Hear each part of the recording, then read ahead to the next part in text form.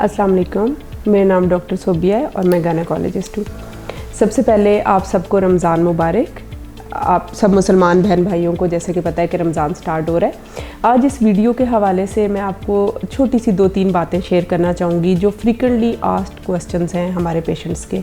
As I am a gynaecologist और बहुत सी pregnant females को हम डेली डील करते हैं। मोस्ट कॉमनली वो एक क्वेश्चन हमसे ये किया जाता है कि मैडम क्या मैं रोज़े रख सकती हूँ या नहीं। हर दूसरी खातून का ये क्वेश्चन होता है। उसमें देखिए एक चीज़ जो क्लियर कट इस्लाम में इंस्ट्रक्शंस हैं कि हमल की हालत में और दूध पिलाने वाली माँ को रोज़े से माफ़ी की इजाज़त है, मीन्स कि आप बाद में पूरे कर सकती हैं।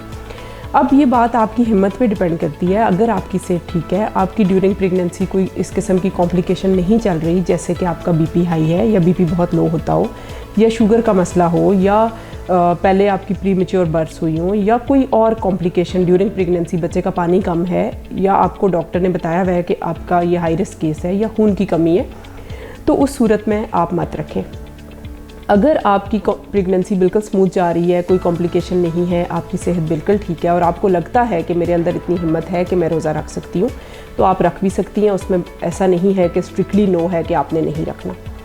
दूसरी जो कॉमनली एक क्वेश्चन किया जाता है वो ये है कि प्रेगनेंसी में और रमज़ान है, हम कौन सी डाइट लें, ऐसा क्या लें कि हम लोगों की सेहत भी ठीक रहे और हम रोज़े भी रख सकें।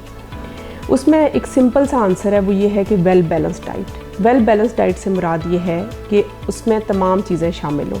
सबसे पहली चीज़ है पानी का इस्तेमाल आपने बहुत ज़्यादा करना है, हाइड्रेटेड रहें। रमज़ान में एक कॉमनली प्रॉब्लम ये सामने आता है कि पानी की कमी होने लगती है, क्योंकि सहरी में भी पानी नहीं पीते लोग और इफ्तारी में भी कम पिया जाता है उस वजह से। तो आपने पानी कम से कम 18 से 20 गिलास अपने पूरे कर लेने हैं आफ्टर इफ्तारी सहरी तक, ताकि आप में पानी की कमी ना हो। दूसरी चीज़ ये है कि बैलेंस डाइट लें, जिस तरह इफ्तारी में खजूर का इस्तेमाल लाजमी करें, फ्रूट्स का इस्तेमाल लाजमी करें, ठीक है। फ्राइड चीज़ें कम लें, पकौड़े समोसे इन चीज़ों का इस्तेमाल कर लें अगर आपको पसंद है, बट कम क्वांटिटी में। खाना ज़रूर लें।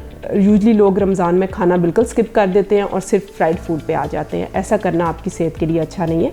खाना प्रॉपर लें और प्रॉपर सहरी करें। उसके बाद अगर आपकी सेहत ठीक है तो आप बेशक अपने डॉक्टर के मशवरे से रोज़ा रख सकती हैं। Thank you.